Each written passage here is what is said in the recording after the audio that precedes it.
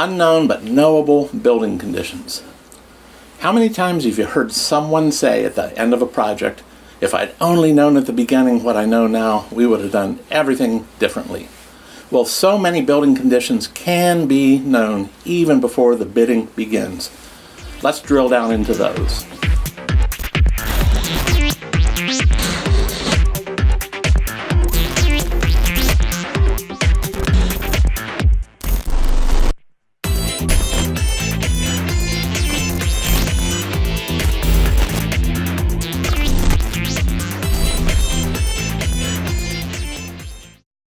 When you work with buildings for a long time, you begin to realize that buildings are a lot like people.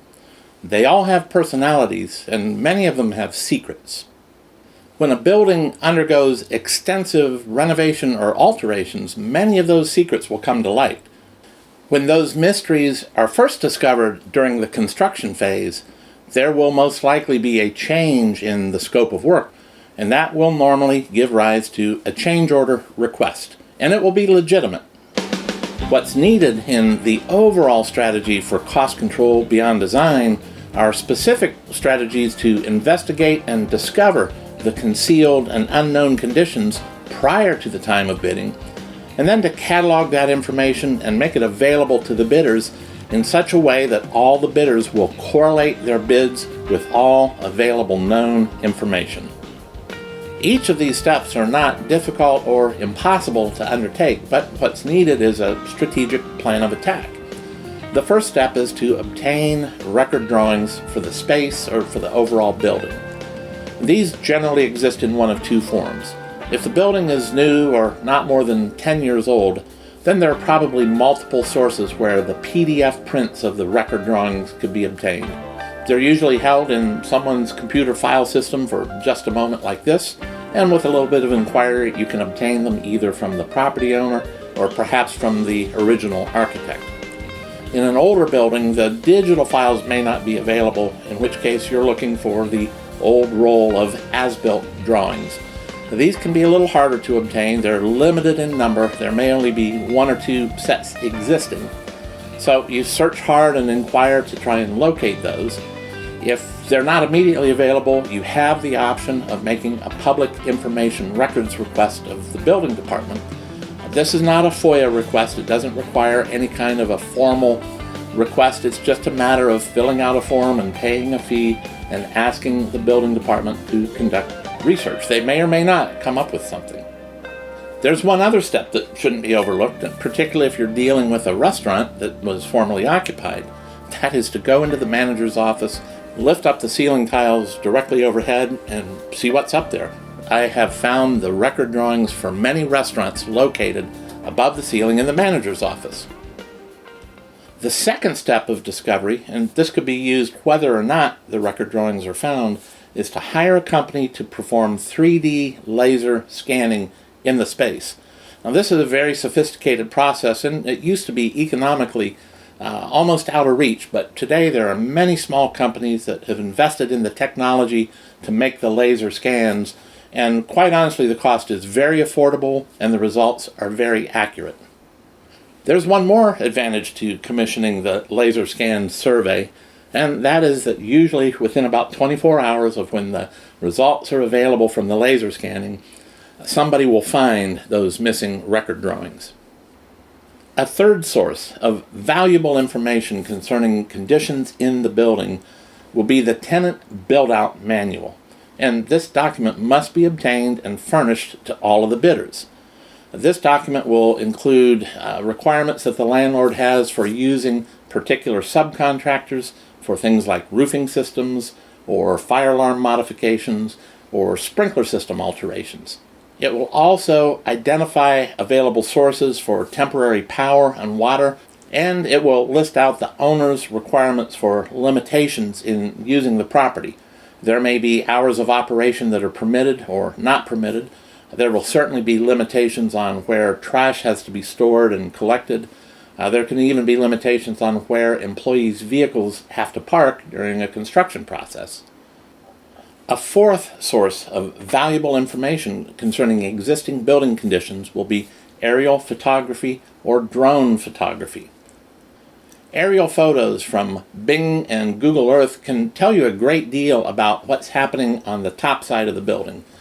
It will identify equipment locations and make you aware of equipment in adjacent tenant spaces that may be so close to your tenant space that it will limit your ability to locate restaurant equipment in certain areas. It will inform you quite a bit about the condition of the roofing system. If it's been cut and altered many times, those cuts and different colors of roofing material will show up. You'll also be able to see where any ponding might have occurred. This will be particularly true if you are able to obtain some drone aerial imagery, because that information will zoom right down to the level that you can identify actual seams in the roofing membrane.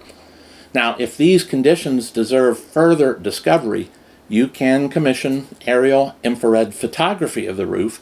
That will identify substrate conditions that have been saturated with water. It's possible during certain seasons that the rooftop will be completely dry, but the thermal imaging will reveal those concealed areas where water saturation is present and may have damaged permanently the roof substrate or insulation. A fifth source of extremely valuable information will be field evaluations of the major building components that are often offered by subcontractors such as HVAC contractors and roofing contractors. These contractors are often anxious to get their hat in the ring and be considered in the bidding process, and they'll invest a few hours to go research the serial numbers on the rooftop units and give you a report telling you what the age of the equipment is and what the efficiency is, and basically identify what the remaining usable life of that equipment is likely to be. Similarly, inside the building, if it was formerly a restaurant, there will be a label on the hood indicating the service company that maintained that equipment. And they can be contacted to find out what the nature of that equipment is, its service records, and any problems that that equipment may have experienced. It's very common to find on an electrical distribution panel a sticker identifying the electrical contractor that most recently worked in the building. And again, they could be contacted to find out whatever information they may have to offer about the existing conditions. If underground work must be performed outside the building, then a sixth source of valuable information will be the utility as-built drawings. And those can be obtained either from the owner's record set of drawings or even from the utility company. Now, if you've watched the prior video segment in this series titled Managing Built-in Costs, you know that I'm not in favor of the tenant performing underground work outside of the demised tenant space. But I'm a realist, and I know that there are times when that work is unavoidable. If it appears that the area where underground work must be performed is already impacted by significant other utility systems, then I would recommend to the tenant to commission the next level of investigation, which is a ground-penetrating radar survey. Utility as-built drawings are only generally accurate, and they could be off by several feet. But a ground-penetrating radar survey will be spot on. It'll identify the depth and the nature of the underground item. It will reveal things like voids that could represent an existing underground tank. It'll show you where projections of the building footings are, what we call a footing toe. And it'll show the size and the depth of all of the underground pipes and conduit. It's very valuable for close coordination of excavations for things like underground grease interceptors, where you basically have to dig a hole large enough to bury one or even two full-size pickup trucks. A seventh area where field investigation may be necessary is when a hazardous materials survey and risk assessment must be performed. In the U.S., any building that was constructed or last renovated before 1990 is required by OSHA regulations to have a hazardous materials survey performed and a risk assessment created before alteration or demolition work can be undertaken. And that survey will prescribe the necessary steps for removal or remediation of the hazardous materials. Even in a building that's not that old, it's still a good idea to have an expert with a trained eye walk the facility and look for hazardous materials that may have escaped the last assessment. That expert will also be helpful in identifying more recent forms of building damage, such as water damage, mold, infestation by insects or rodents, etc. Item number 8 in our list of available discovery options is to perform exploratory demolition. This is limited demolition that's basically designed to cut openings into several parts of the building and look inside and document what you see. The best way to do this is to have the architect prepare a standalone exploratory demolition plan. And that plan should identify areas throughout the building where different types of finishing materials occur. This would include flooring, wall finishes, and ceiling. This would identify the size of an opening that should be cut so that the substrates and the underlying materials will be exposed, and then they can be analyzed.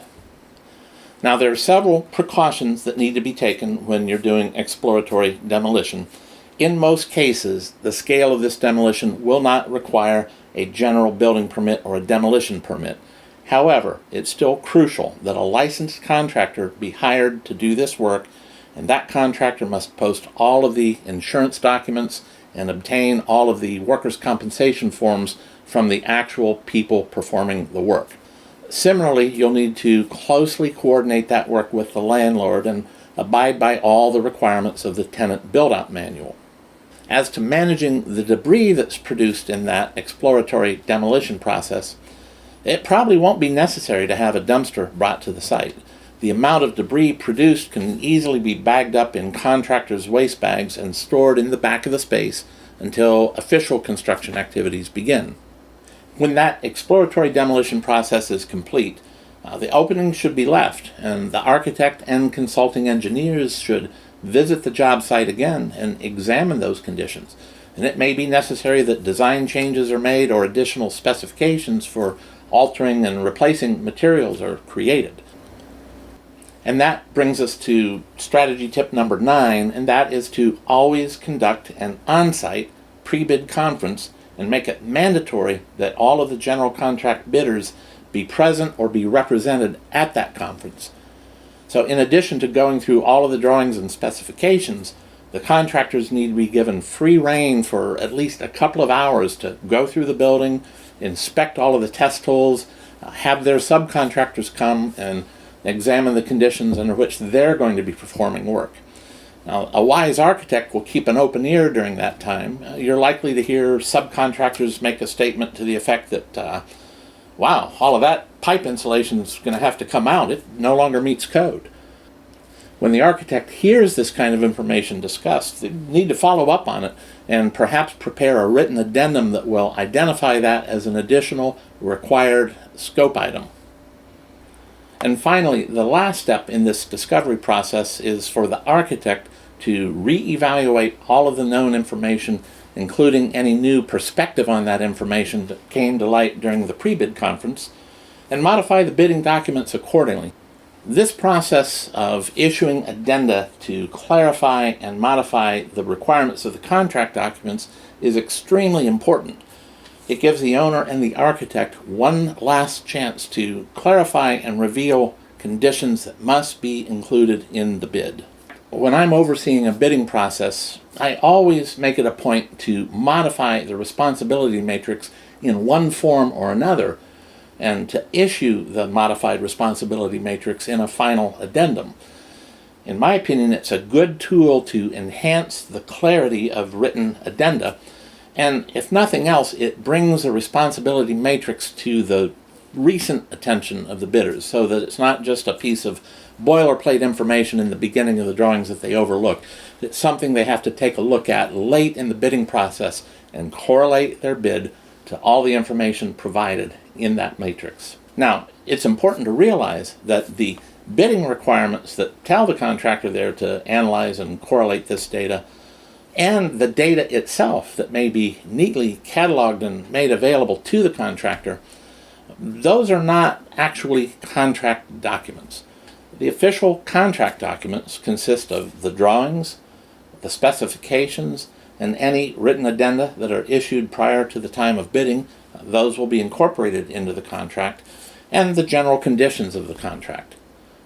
The bidding requirements, which instruct the contractor of how to prepare their bid and to avail themselves of all the available data, that's a document with limited lifespan. Once the bidding is complete and the owner is in the process of negotiating and accepting a bid proposal and moving on to contract signing, the bidding requirements become obsolete. They're no longer even enforceable. During the limited time of usefulness of the bidding requirements, they must exert extreme leverage to cause the contractor to consider everything in the building conditions file. This creates a due diligence responsibility for all of the contractors and subcontractors to examine that information and take it into consideration when they prepare their bids. The bidding requirements make this an ethical responsibility of the contractors, but it's not an official requirement of the contract. To get some additional leverage on this point, I normally build into the bid form a statement to be signed or attested to by the bidder that they have visited the job site, they've examined the conditions under which the work must be performed, and that they acknowledge that they have examined all of the available existing conditions documents. It's good to have the general contractor acknowledge and attest to this fact when they sign their bid. In the end, there's not much more that the restaurant owner or the architect can do. If the bidding contractors have done a good job and correlated the information that was clearly cataloged and made available to them, that should go a long way toward reducing the undiscovered conditions that result in change orders. But it's not a perfect process. There may still be undiscovered conditions that cause the contractor to request a change order. Now, this process is not intended to provide the gotcha or the catch clause to prevent a contractor from applying for a change order to which they're truly entitled. The intent of this process is not to entrap the contractor. It's to empower and inform the bidders of the information at the right time so that they can do the right thing and correlate it with their bids. Given accurate information, I believe people will do the right thing, and I think this process will go a long way toward reducing that most common preamble to change orders, which is the contractor's statement that at the time we bid this project, we didn't know about X. Unknown but knowable building conditions. I'll bet you already feel like you know more than you did just a few minutes ago. But let's move on to our next important segment, securing unequivocal bids.